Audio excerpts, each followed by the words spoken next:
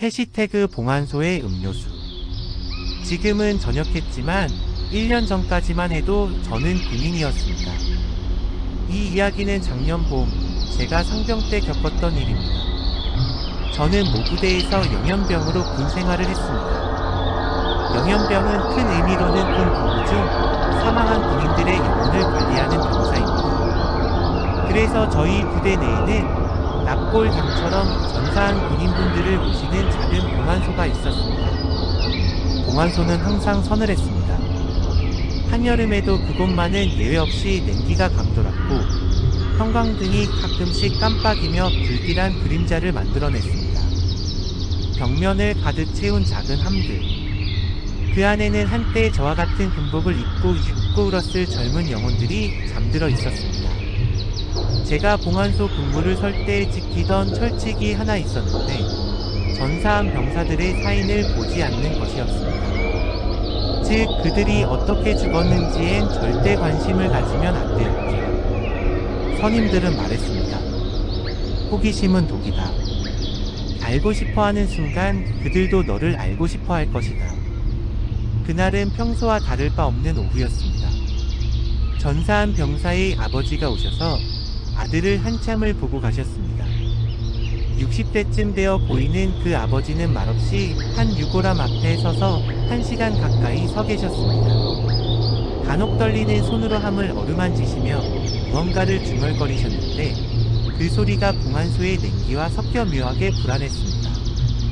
돌아가시기 전 그 아버지는 저와 제 동기에게 고생한다며 음료수 2개를 사주셨습니다. 그런데 이상한 일이 있었습니다. 아버지는 음료 중 하나를 아들의 유골함 앞에 올려주시더니 한참을 그것을 바라보셨습니다. 마치 아들과 함께 마시고 싶어 하시는 것 같았어요. 아들이 좋아했던 거예요. 아버지가 떨리는 목소리로 말씀하셨습니다. 살아생전에 이걸 참 좋아했거든요. 그 말에서 뭔가 형용할 수 없는 서늘함이 느껴졌지만 저는 예의상 고개만 끄덕였습니다. 아버지가 떠나신 후 제 동기가 찝찝하다며 유골함 앞에 있던 음료수를 저에게 주더라고요. 야, 너라도 마셔. 나는 왠지 꺼림칙해서 안 되겠다요. 저는 별 생각 없이 마셨습니다. 평소에도 미신을 믿지 않았거든요. 하지만 그 음료는 이상하게 차갑고 쓴맛이 났습니다. 평소 먹던 것과는 다른 뭔가 금속 맛 같은 것이 뒤섞여 있었어요. 삼키고 나서도 무관이 계속 텁텁했습니다. 문제는 그날 새벽이었습니다. 저는 그날 새벽 2시부터 4시까지 불침번 근무를 섰습니다. 부대는 깊은 침묵에 잠겨 있었고 복도의 비상등만이 희미하게 길을 비추고 있었습니다. 시간이 흘러 근무교대 시간이 다가와 다음 근무자를 깨운 뒤 휴게실에 앉아 졸고 있었어요. 다음 근무자는 저보다 한참 후임이었거든요. 그런데 근무자를 깨운 지 5분밖에 지나지 않았는데 갑자기 근무복장을 한 병사가 생활관을 나오더니 화장실로 가더라고요. 그 병사의 걸음걸이가 이상했습니다. 너무 조용했어요. 군화 소리가 전혀 나지 않았거든요. 보통 복도를 걸으면 딱딱하는 소리가 나는데 그는 마치 공중에 떠서 걷는 것 같았습니다. 저는 후번 근무자가 화장실에 갔다고 생각해 벌써 준비 다 했냐 하며 말하려고 뒤따라 화장실로 갔습니다. 그런데 화장실에는 아무도 없었습니다. 모든 칸을 다 확인해 봤지만 정말 아무도 없었어요. 찬 바람이 어디선가 불어와 목덜미를 스쳤습니다. 화장실 거울에는 제 창백한 얼굴만이 비쳐 있었습니다. 저는 너무 놀라 후번 근무자 생활관에 다시 갔습니다. 그제서야 제가 깨웠던 후번 근무자가 비로소 일어나 나오더라고요. 잠에서 덜 깬 얼굴로 형, 벌써 시간이에요. 라고 물었습니다. 저는 잠에서 덜 깨서 헛것을 봤나 라고 생각한 뒤 근무교대를 마친 후 다시 잠을 청했습니다. 하지만 마음이 영 불편했어요. 그 병사의 뒷모습이 자꾸 머릿속에서 떠나지 않았거든요. 그리고 저는 그날 가위에 눌렸습니다. 눈을 떠보니 제 머리맡에 누군가가 서서 저를 노려보고 있더라고요. 어둠 속에서도 그 존재의 윤곽이 뚜렷했습니다. 군복을 입고 있었지만 얼굴은 보이지 않았어요. 아니, 정확히는 얼굴이 있어야 할 자리가 검게 비어 있었습니다. 저는 가위를 풀기 위해 몸을 이리저리 움직여 보았지만 풀리지 않았습니다. 온몸이 낙덩이처럼 무거웠어요. 제 바로 양옆에서 자고 있는 후임들에게 도움을 요청하려 했지만 입 밖으로 아무 소리도 나오지 않더라고요. 그때였습니다. 제 이마 위에서 뭔가가 좌우로 움직이며 머리를 쳤습니다. 차가운 감촉이었어요. 그 느낌을 받고 저는 가위에서 풀려났습니다. 주변을 둘러보니 자고 있는 동료들 뿐이었습니다. 이미 그 존재는 사라졌더라고요. 하지만 제 이마에는 아직도 그 차가운 감촉이 남아 있었습니다. 호기심에 불침번에게 가서 확인해 봤는데 자신은 아니라고 하더라고요. 그 순간 낮에 마셨던 음료수가 생각났습니다. 왠지 이상하다 싶어 다음날 저에게 음료를 주었던 아저씨 아들의 사인을 조회해 봤습니다. 컴퓨터 화면에 뜨는 글자들을 보는 순간 제 심장이 얼어붙었습니다. 그 병사는 부대 내 화장실에서 목을 매달아 자살했다고 기록되어 있었습니다. 그 사인을 읽는 순간 어젯밤 일이 떠올랐습니다. 제 머리 위에서 좌우로 움직이며 이마를 쳤던 그 물체에 대해서요. 그건 발이었습니다. 사람의 발이요. 목매달린 사람의 발이요. 그 순간 깨달았습니다. 제가 마신 그 음료수, 그 차갑고 쓴맛의 정체를, 그리고 왜 그 아버지가 아들의 유골함 앞에 음료를 올려주셨는지. 아들은 아버지에게 마지막 인사를 하고 싶었던 것일까요?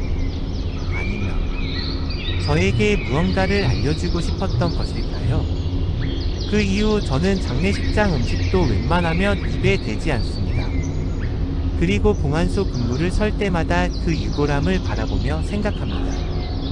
때로는 모르는 것이 복이라는 말을, 그리고 호기심이 때로는 얼마나 끔찍한 진실을 드러내는지를. 지금도 가끔 꿈에 그 발이 나타납니다. 제 이마를 차갑게 두드리며. 홍천계곡의 여자. 벌써 9년 전 일이네요. 제가 20살에 항상 같이 모여놀던 친구 중 한 명이 군대에 조금 빠르게 입대하게 되어 마지막으로 놀며 추억을 쌓기 위해 여행을 가게 되었습니다. 마침 한 친구가 강원도 홍천에 괜찮은 계곡이 있다고 해서 그곳으로 가게 되었죠. 거기 진짜 물 맑고 좋아. 사람들도 잘 안 가는 곳이라 조용하고. 그 친구가 자신 있게 말했던 게 기억납니다. 여행 당일 아침 일찍 버스를 타고 오전 10시 조금 넘은 시간에 도착했는데 여름이어서 그런지 이른 시간인데도 사람이 굉장히 많았어요. 계곡 입구부터 사람들로 북적였고 아이들의 웃음소리와 어른들의 대화소리가 시끄럽게 울려 퍼졌습니다. 이거 완전 바글바글하네. 조용히 놀 수 있을까? 한 친구가 걱정스럽게 말했습니다. 그래서 사람이 없는 곳을 찾기 위해 안쪽으로 들어가게 되었습니다. 점점 걸어 올라갈수록 사람들의 소리는 멀어졌고 대신 새소리와 물소리만이 들려왔습니다. 그곳은 숲을 약간 헤치고 들어가야 해서 그런지 사람이 아무도 없었습니다. 여기다. 완전 프라이빗하네. 우리는 모두 만족해했습니다. 적당한 곳에 자리를 잡고 텐트를 친 뒤 계곡물에 들어가서 재미있게 놀다가 고기도 구워 먹고 하다 보니 어느덧 주변이 어두워졌습니다. 산 그림자가 길어지면서 계곡 전체가 서늘한 기운에 감싸였어요. 그때 친구 한 명이 한 번 더 계곡에 들어가자는 거예요. 민수였습니다. 하지만 날이 어두워 내일 들어가자 했는데 민수는 굳이 가겠다고 하더라고요. 아, 답답해 죽겠어. 바람도 쐬고 싶고. 민수가 불만스럽게 말했습니다. 그 친구가 저희 중 유일한 흡연자였기에 담배나 한 대 피우러 가는가 보다 생각하고 알겠다고 했습니다. 그래, 금방 올게. 10분만.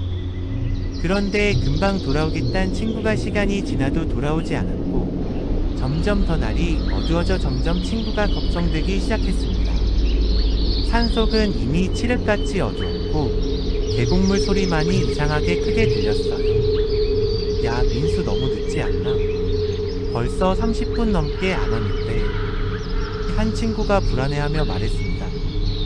그때 한 친구가 나가서 찾아보자고 하여 각자 챙겨온 손전등을 들고 텐트를 나섰어요. 친구를 찾게 되면 큰 소리로 외쳐서 알리기로 했어요. 어둠 속에서 손전등 불빛이 나무들 사이로 흔들리며 기괴한 그림자를 만들어냈습니다. 민수야, 민수야. 우리의 목소리가 산속에 메아리쳤지만 대답은 없었습니다. 그렇게 한 10분 정도 흘렀을까요? 텐트 쪽에서 한 친구가 다급하게 부르는 소리가 들렸습니다. 야, 빨리 와봐. 그 목소리에는 뭔가 절망적인 것이 섞여 있었어요. 급하게 텐트로 돌아가 보니 바람을 쐬러 갔던 민수가 엎혀와 있는데 물에 흠뻑 젖은 채로 입술이 새파랗게 되어 덜덜 떨고 있더라고요. 추워. 민수는 이를 딱딱거리며 중얼거렸습니다. 가져왔던 옷가지와 이불을 덮어준 뒤 한참이 지나서야 진정을 했습니다. 하지만 민수의 눈에는 뭔가 공포에 질린 기색이 남아있었어요. 저희는 너무 놀라 무슨 일이냐고 물어봤어요. 그 친구의 말은 이랬습니다. 민수가 물가 옆에서 바람을 쐬며 걷고 있는데 한 여자를 만났답니다. 처음에는 평범해 보였어. 그냥 우리랑 비슷한 나이의 여자애였어. 민수가 떨리는 목소리로 말했습니다. 여자는 자기도 잠시 바람을 쐬러 나왔는데 다리를 삐끗했다며 제 친구에게 자기 친구들이 있는 곳으로 데려다 줄 수 있냐고 물어보더랍니다. 휴대폰을 놓고 온 뒤라 연락할 방법도 없다고 하면서요. 목소리가 되게 약해 보였어. 진짜 다친 것 같았거든. 그래서 민수가 그 여자를 얻은 뒤 한참 걷고 있는데 이상한 일이 시작되었답니다. 걷고 있는 여자의 몸이 점점 차가워지는 거예요. 처음에는 계곡 바람 때문인가 싶었는데 시간이 갈수록 더 차가워졌다고 합니다. 그리고 말을 안 하는 거야. 처음엔 고맙다고 미안하다고 그랬는데 나중에는 아무 말도 안 했어. 한참을 걷던 중 갑자기 여자가 발에 묻은 흙을 좀 씻고 싶다고 하며 계곡에 잠시 들어가자고 하더랍니다. 민수는 계곡물 앞에서 여자를 내려주려 했는데 여자는 못 걷겠다고 하며 내리기 싫다고 했대요. 그런데 그때 여자의 목소리가 이상했다고 합니다. 목소리가 어떻게 표현해야 할지 모르겠는데 물속에서 나오는 것 같았어. 물 마신 사람이 말하는 것처럼. 엎인 여자의 발이 물에 닿으려면 조금 물속으로 들어가야 할 것 같아서 어쩔 수 없이 계곡물로 발을 들이던 찰나 갑자기 몸의 균형이 무너지며 물에 쑥 빠졌답니다. 그때가 진짜 이상했어. 그냥 미끄러진 게 아니라 뭔가가 나를 끌어당기는 것 같았거든. 물속에서 허우적대는 순간 등에 엎여있던 여자가 걱정되어 뒤를 돌아봤지만 여자는 없었대요. 설마 물에 빠진 건가라는 생각에 아래를 보니 엎여있던 그 여자가 민수의 발을 붙잡고 물 아래로 끌어당기고 있었다고 합니다. 눈이 완전히 하였어. 하얀 눈으로 나를 빤히 쳐다보면서 웃고 있었어. 물속에서. 민수는 너무 무서워서 발버둥치며 비명을 질렀대요. 그 순간 다행히도 같이 갔던 친구 준호가 그 친구를 발견한 거고요. 그런데 여기서부터 이야기가 이상해졌습니다. 준호가 민수의 이야기를 듣더니 표정이 싹 굳으며 얘기했습니다. 야, 너 내가 갔을 때 물에서 나오려던 게 아니라 비명을 지르면서 물속으로 뛰어들고 있었어. 순간 텐트 안이 조용해졌습니다. 민수의 얼굴이 새하얗게 변했어요. 뭔 소리야? 난 분명히 끌려 들어간 거라고. 아니야. 난 분명히 봤어. 너 혼자서 물속으로 들어가고 있었다고. 그것도 되게 깊은 곳으로. 준호의 말이 계속되었습니다. 그리고 네가 비명을 지를 때 목소리가 두 개였어. 내 목소리 말고 다른 목소리도 같이 들렸어. 여자 목소리. 민수는 고개를 저으며 말했습니다. 그럴 리가 없어. 난 분명히 그 여자가 내 발목을 잡고. 민수야. 제가 조심스럽게 물어봤습니다. 그 여자, 혹시 어떻게 생겼어?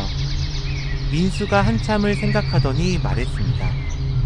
그게 이상해. 얼굴이 기억이 안 나. 분명히 봤는데 물속에서 본 그 얼굴만 계속 떠올라. 그날 밤 우리는 모두 잠을 이루지 못했습니다. 텐트 밖에서 들리는 계곡물 소리가 평소와 다르게 들렸어요. 마치 누군가의 속삭임 같았습니다. 새벽 무렵 민수가 갑자기 벌떡 일어나더니 말했습니다. 야, 나 그 여자 얼굴 기억났어. 우리 모두 민수를 바라봤습니다. 내 얼굴이었어. 물속에서 나를 끌어당기던 그 여자. 내 얼굴이었다고. 저희는 그날 밤을 새고 다음날 동이 트자마자 바로 그곳에서 도망치듯 나왔습니다. 그 이후 저희는 그 이야기를 하지 않았습니다. 하지만 가끔 민수와 준호가 만날 때면 둘 사이에 묘한 긴장감이 흘렀어요. 누구의 말이 진실인지, 그날 계곡에서 정말 무슨 일이 일어났는지 지금도 알 수 없습니다.